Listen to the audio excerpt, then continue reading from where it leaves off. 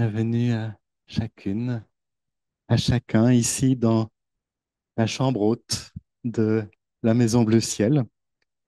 Et bonne année. Bonne année à chacun et à chacune. D'où que vous veniez, quelles que soient vos croyances, vos doutes, vos appartenances, vos non-appartenances, soyez vraiment les bienvenus, pleinement, avec tout ce que vous êtes, avec tout ce qui vous habite. Alors que nous entrons dans cette nouvelle année, j'aimerais vous inviter ce matin à entrer dans une démarche toute simple, celle de plonger. Qu'est-ce que ça veut dire, plonger?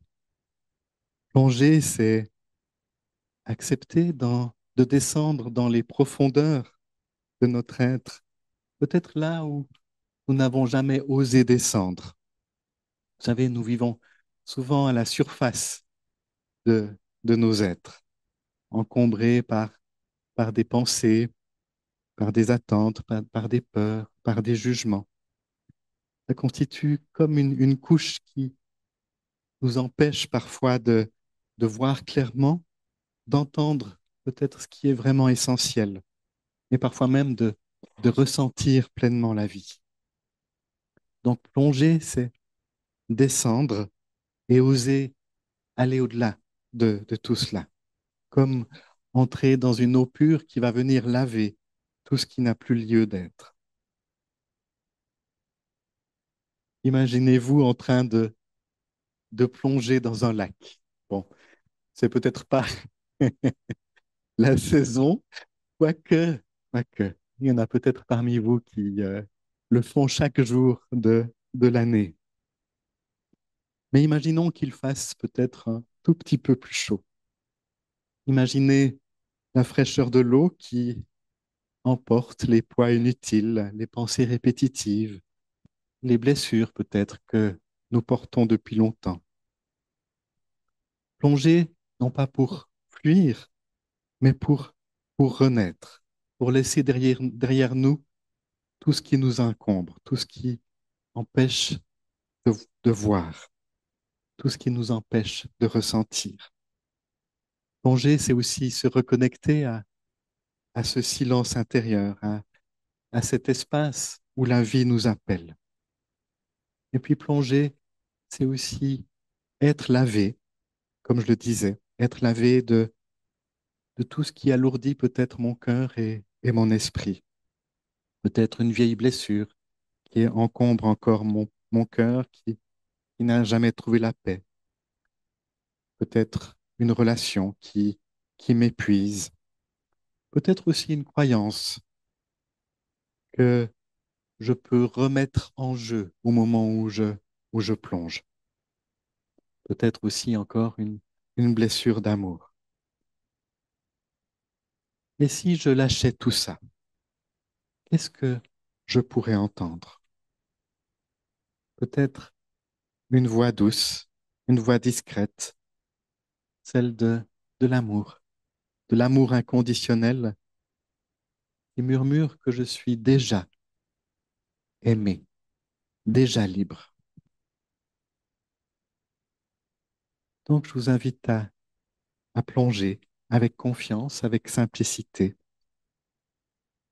Et puis pour cela, nous allons nous inspirer d'un récit ancien qu'on lit traditionnellement dans cette période après Noël, et en particulier en ce dimanche. Il y a un récit qui est lu dans beaucoup d'églises, celui qui raconte le baptême de Jésus. Et dans ce récit, l'eau joue un rôle fondamental.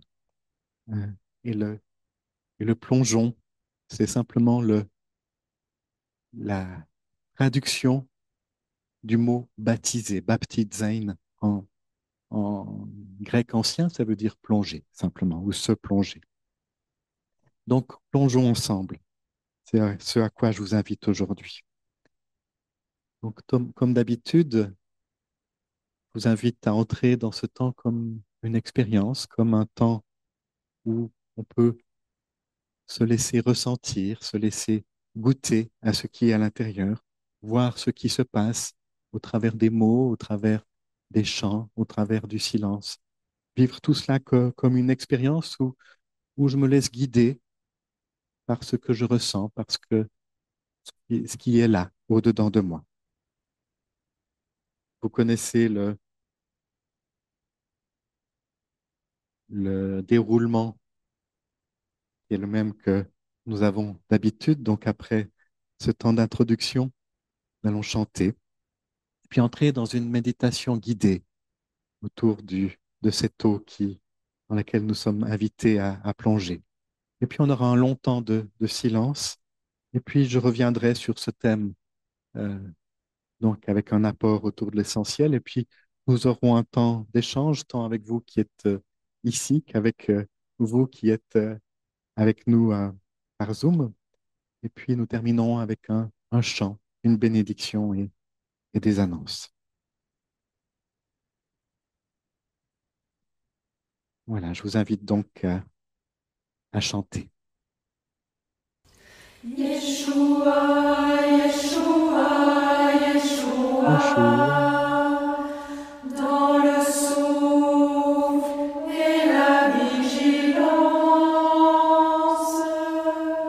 Yeshua, Yeshua, Yeshua, garde-nous dans ta présence. Yeshua, Yeshua, Yeshua, dans le souffle et la vigilance. Yeshua, Yeshua, Yeshua, garde-nous dans ta présence. Yeshua, Yeshua, Yeshua, dans le souffle et la vigilance.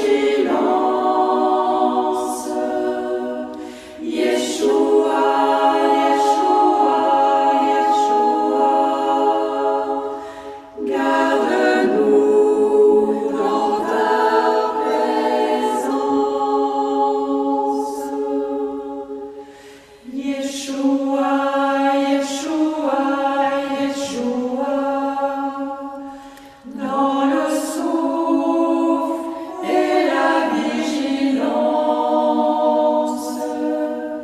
Yeshua, Yeshua, Yeshua, demeurer dans ta présence. Yeshua, Yeshua, Yeshua, dans le souffle et la vigilance. Yeshua, Yeshua, Yeshua, demeurer dans ta présence. Yeshua, Yeshua, Yeshua, dans le souffle et la vigilance. Yeshua, Yeshua, Yeshua, respirer dans ton silence.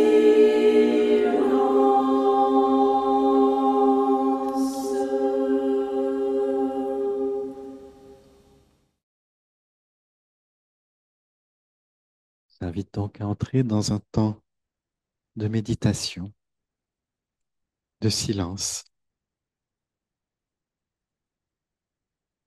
Et pour ça, vérifiez d'abord la position de votre corps.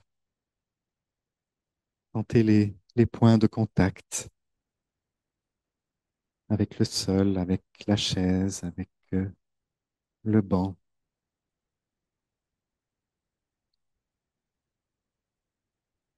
S'installer confortablement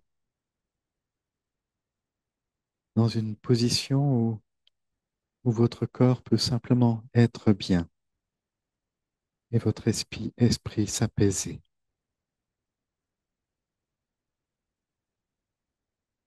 Et puis fermez les yeux et prenez une grande respiration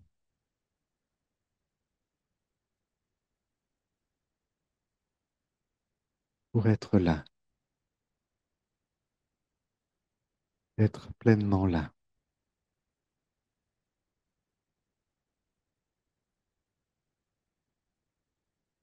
Et sentir aussi comme vous êtes porté par la terre, par la vie elle-même.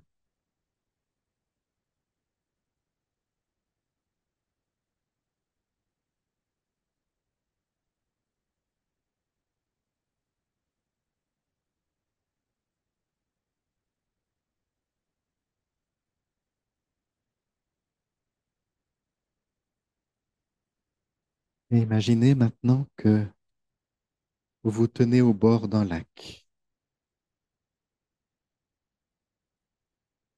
L'eau est calme. C'est une étendue lumineuse qui s'étend devant vous.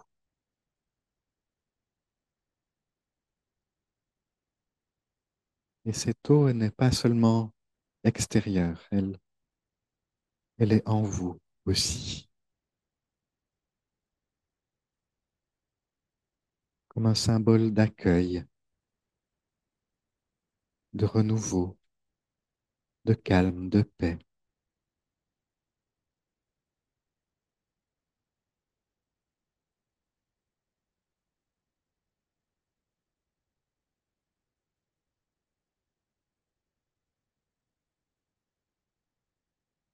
Et en imagination, vous pouvez faire un pas vers cette eau,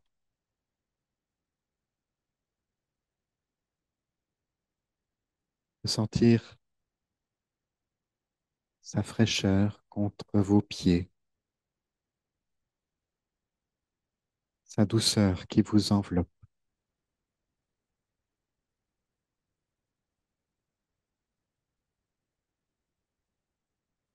Et puis encore un ou deux pas, et vous plongez doucement dans cette eau.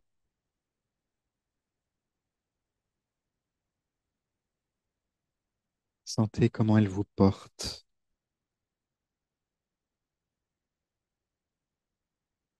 comment elle vous entoure avec tendresse.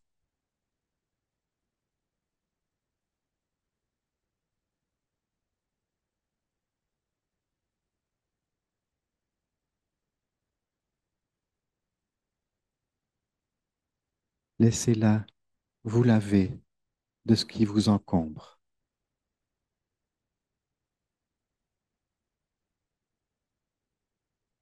Sentez ce qui se révèle lorsque vous êtes entouré de cette eau.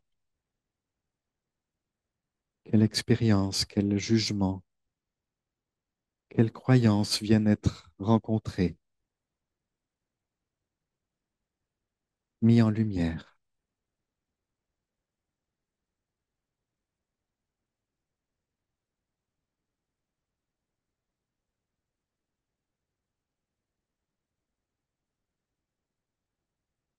Quelle part de moi, aujourd'hui, a besoin d'être reconnectée à ce lien d'amour?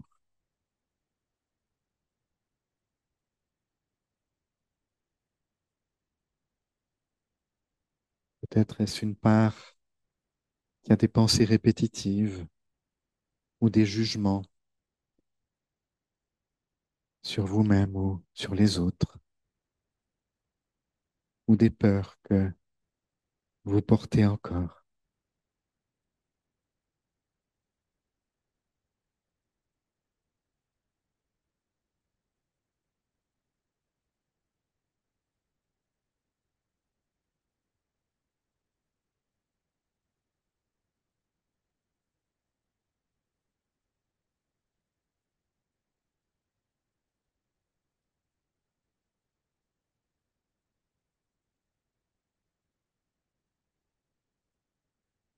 Et maintenant, imaginez qu'une lumière douce descend sur vous.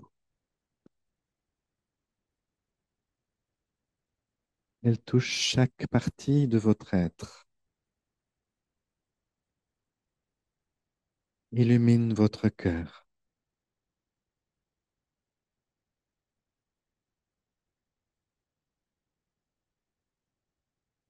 Et une voix résonne au-dedans. Et cette voix dit, tu es mon bien-aimé, ma bien-aimée. En toi, je mets toute ma joie.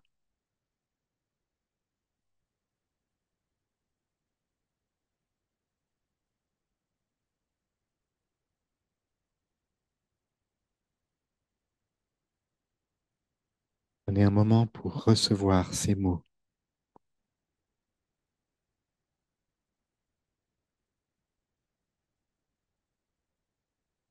Laissez-les s'ancrer en vous.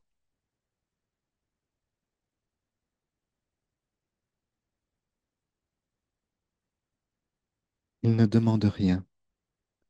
Ils ne jugent rien. Ils disent simplement la vérité de ce que vous êtes.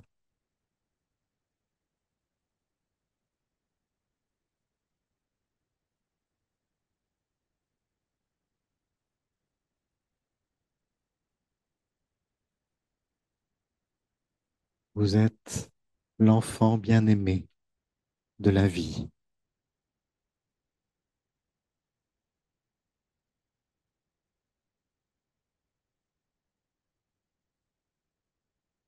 Et la vie trouve toute sa joie par votre existence.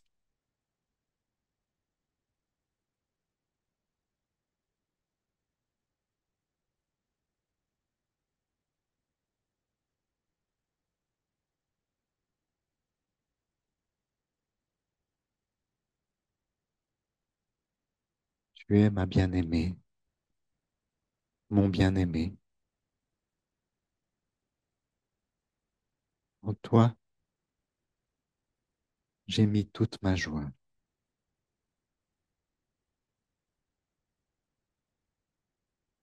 Laissez résonner ces mots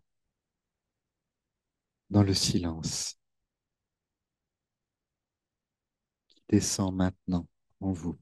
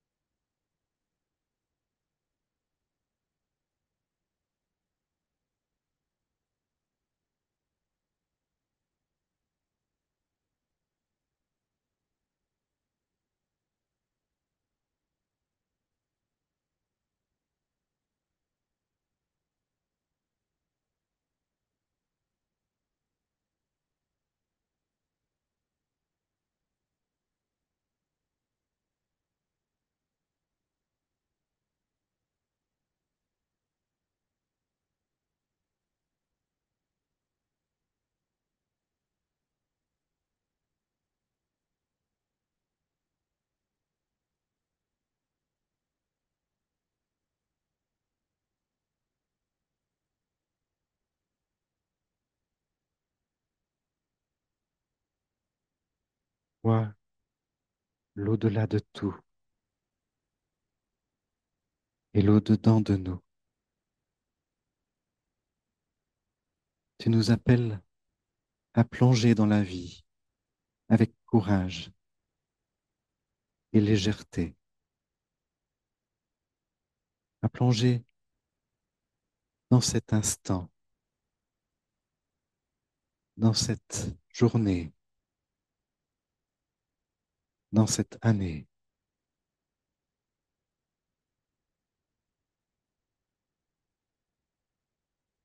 Tu es la vie qui nous soutient tendrement.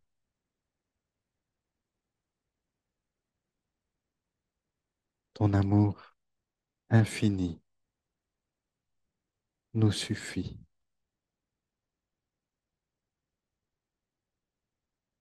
Amen.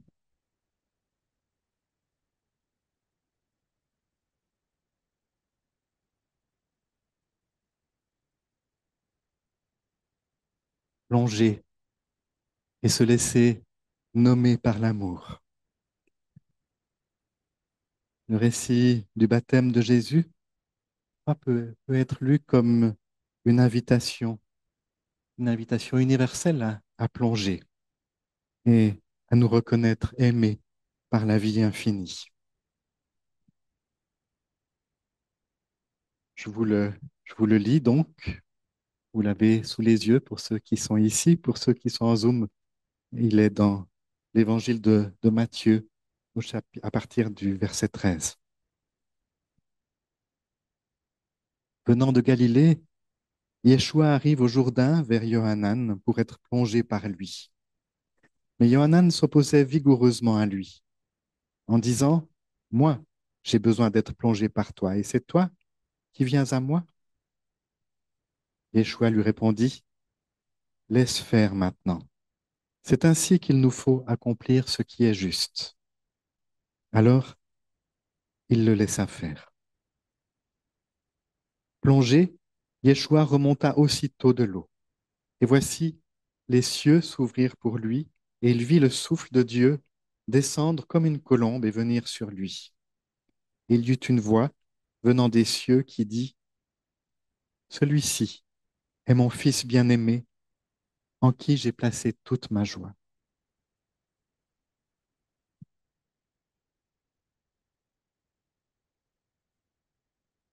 Je crois que le baptême de Jésus est un geste audacieux.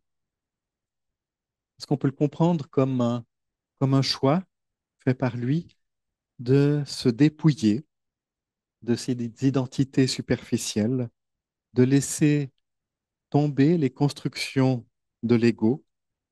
Et en plongeant, en fait, il montre un immense courage, celui de renoncer à tout ce qui le définit en surface, pour retourner à l'essentiel, à l'être de ce qu'il est. Et c'était peut-être extrêmement important qu'il le fasse tout au début de son ministère, comme on le dit, avant même qu'il ait encore dit grand-chose, avant même qu'il ait posé beaucoup de gestes publiquement.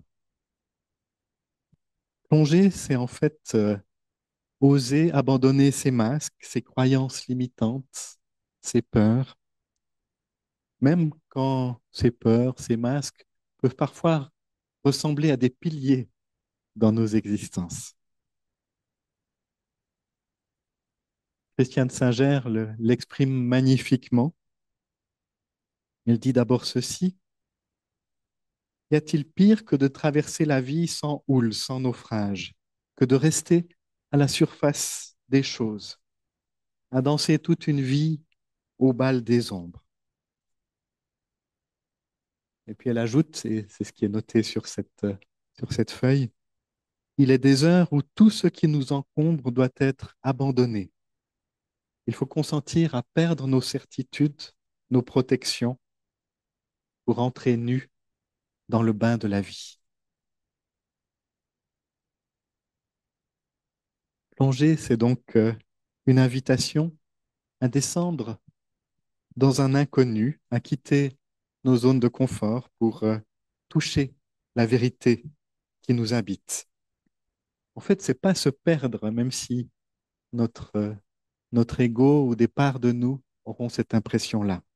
Mais c'est au contraire plutôt se retrouver dans sa vérité, dans le dépouillement, en, en laissant tomber masque après masque, on peut découvrir qui on est vraiment et en même temps un espace de liberté, un espace où il n'y a plus besoin de paraître. Mais pour oser plonger comme ça et se laisser laver de cette manière-là, il faut une confiance, je dirais presque instinctive, une confiance profonde, celle de croire que au-delà du vertige du plongeon, un amour inconditionnel m'attend et nous porte et me porte. Donc ce saut du plongeon n'est pas toujours facile parce que parfois nos blessures, nos doutes ou la fatigue de toutes nos histoires passées nous paralysent. Et le courage de plonger commence souvent par un premier pas, celui de reconnaître ce qui nous retient à la surface. Quelle peur, quelle résistance pèse sur mon cœur, quels appuis aussi, quels élans est-ce que je pourrais trouver pour m'aider à sauter. On peut aussi dire que plonger, c'est oser changer le cours de l'histoire, de mon histoire. C'est faire un choix différent, tenter une expérience en acceptant que ce qui nous portera est bien plus grand que tout ce que nous pourrions imaginer. Et puis, c'est plonger dans l'eau.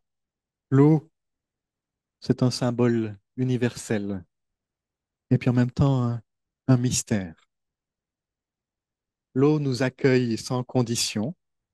Quand on entre dans l'eau, elle nous fait de la place, elle nous porte, à condition que nous sachions lui faire confiance. Elle nous lave, elle nous purifie, non seulement le corps, mais aussi l'esprit et l'âme. Dans la tradition biblique, l'eau, c'est le symbole de la purification. Mais ici, je crois qu'il ne s'agit pas de laver une faute ou une impureté morale, mais ce que l'eau vient dissoudre, c'est quelque chose de nos illusions d'être séparés, par exemple, séparés des autres, séparés de la nature, séparés de la source. En fait, elle nous rappelle que nous faisons partie de la vie, que nous ne sommes jamais séparés de tout ce qui est. On peut aussi dire que l'eau, c'est une métaphore du divin. Elle coule sans cesse, comme son amour. Elle prend toutes les formes, sans se perdre, sans perdre sa nature.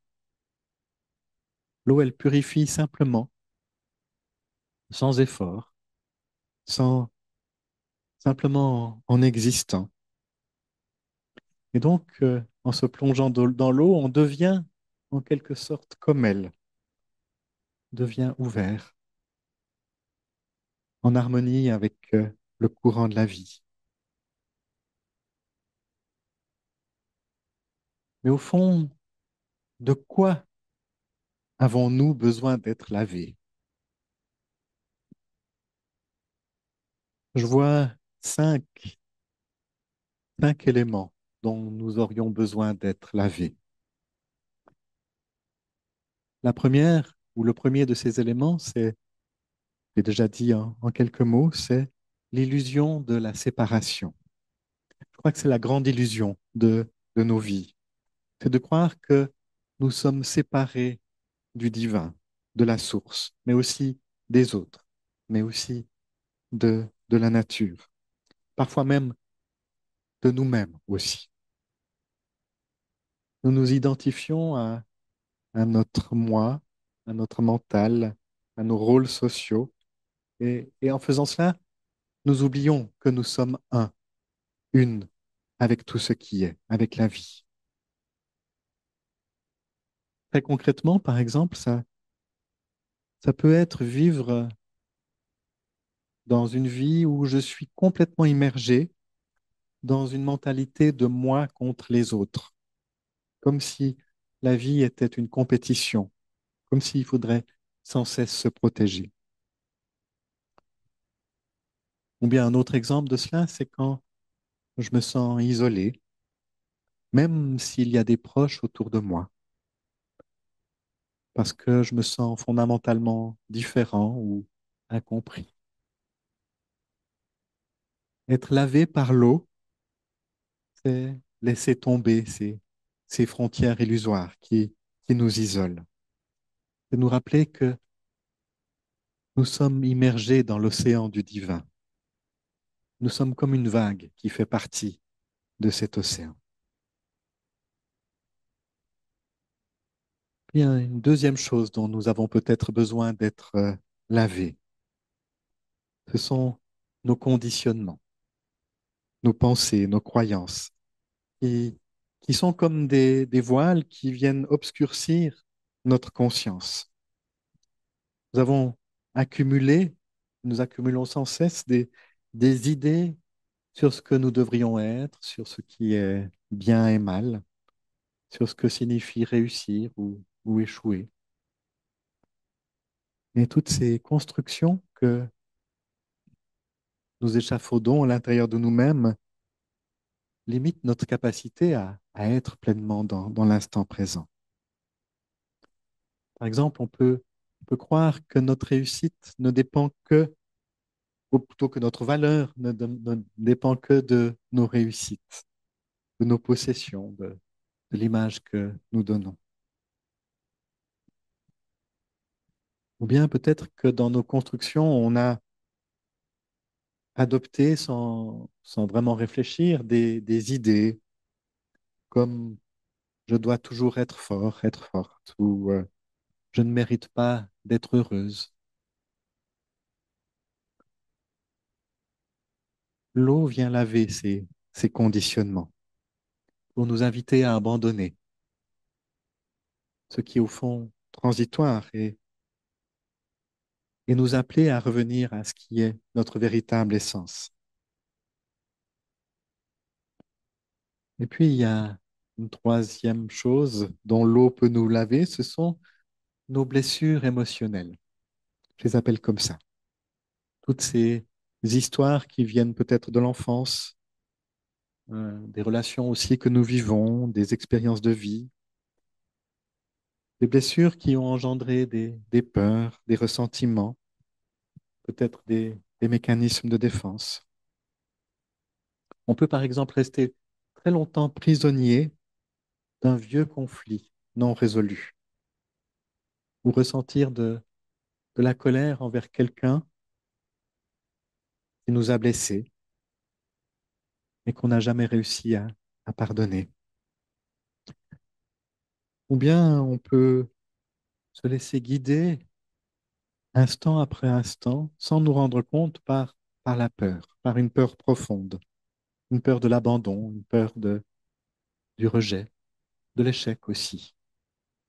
Et ça influence tous nos choix, toutes nos paroles, tous nos gestes. L'eau symbolise une guérison douce et profonde, comme si nos douleurs étaient emportées. C'est pas nier ces blessures, c'est pas les rejeter, c'est entrer dans une acceptation. Nous ne sommes pas nos blessures, nous sommes un espace vaste qui les contient, qui les accueille.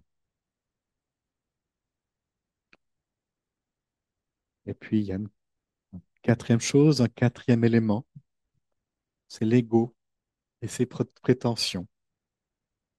Cette partie de nous qui a besoin de toujours s'affirmer, qui a toujours besoin de comparer, d'être dans la compétition, dans le contrôle. Par exemple, quand on veut avoir raison, coûte que coûte, dans une discussion, au détriment même de la relation, ou bien quand on cherche à tout contrôler par peur de lâcher prise. Être lavé dans les eaux, c'est permettre à cet ego de dissoudre un peu de son pouvoir.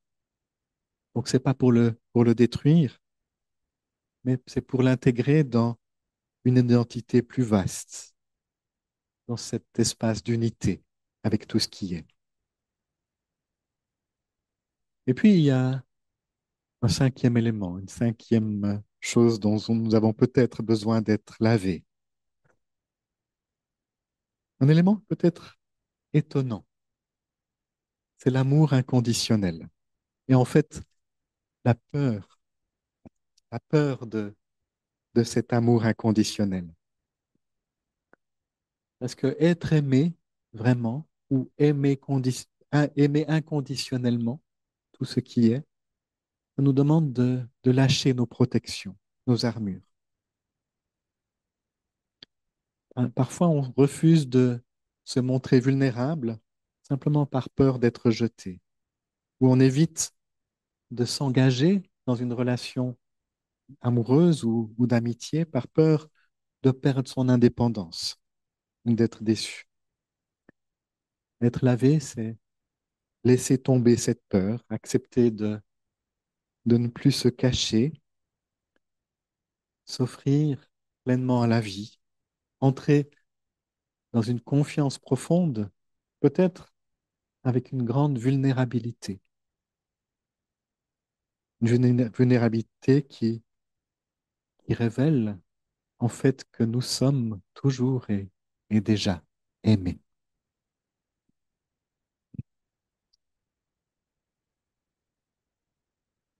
Une fois que nous sommes lavés de ces illusions, de ces conditionnements, de ces peurs, alors peut-être que nous devenons capables d'entendre une voix divine.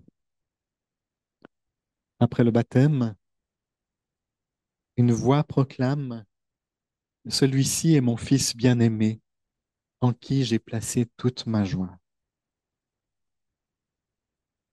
Je crois vraiment que cette parole, elle n'est pas seulement pour Jésus, mais c'est une vérité pour chaque être. Entendre cette parole, cette voix, c'est reconnaître notre véritable identité. Nous sommes des fils, des filles de l'infini.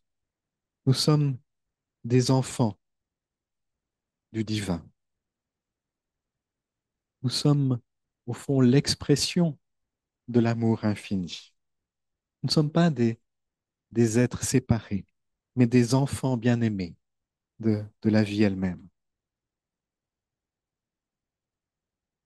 Et dit là, je crois que ce n'est pas quelque chose qui est dit depuis l'extérieur. C'est quelque chose qui est comme une révélation intérieure. C'est le moment où nous comprenons que nous n'avons jamais été séparés de la source, que nous avons toujours été aimés, que nous venons de l'infini et que nous y retournons.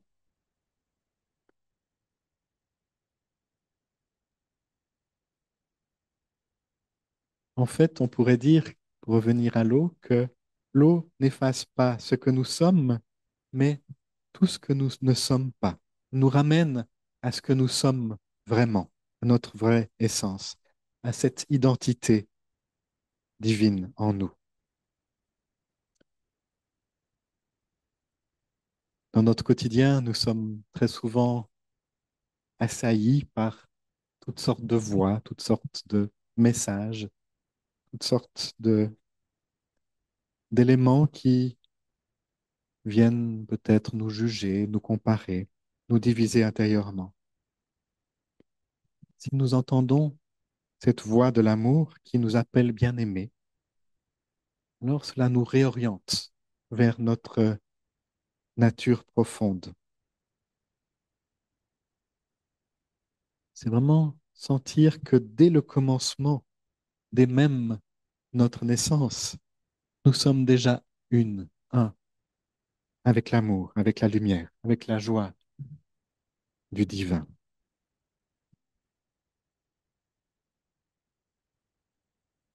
Pour résumer tout cela, je crois que le baptême de Jésus nous invite à plonger dans un mystère, dans le mystère de notre être, à laisser derrière nous toutes ces illusions de séparation et reconnaître que nous sommes et que nous avons toujours été des fils et des filles bien-aimés de la vie.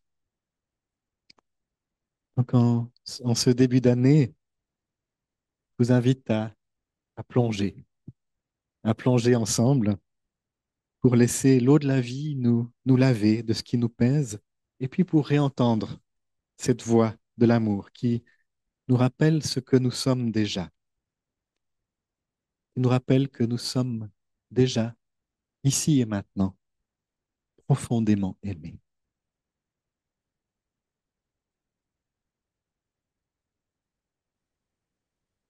En toi est la source de vie, dans ta lumière nous voyons la lumière. En toi est la source de vie, dans ta lumière nous voyons la lumière. En toi est la source de vie. Dans ta lumière, nous voyons la lumière. En toi est la source de vie. Dans ta lumière, nous voyons la lumière. En toi est la source de vie. Dans ta lumière, nous voyons ta lumière. La source de vie, dans sa lumière, nous voyons la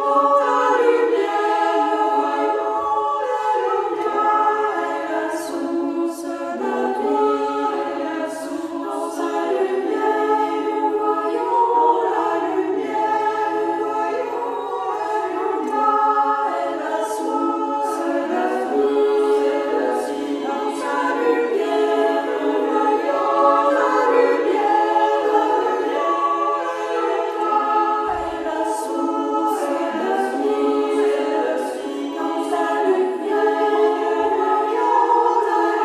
est la source de vie, dans sa Je vous invite à recevoir la bénédiction, de la recevoir ensemble.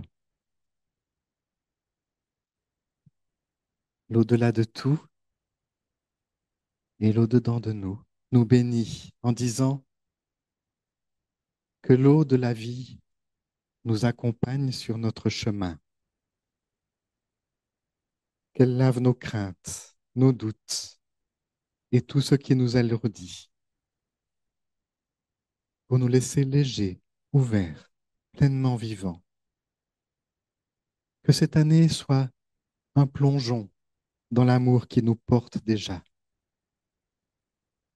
un rappel que nous sommes ici et maintenant un enfant bien-aimé de la vie,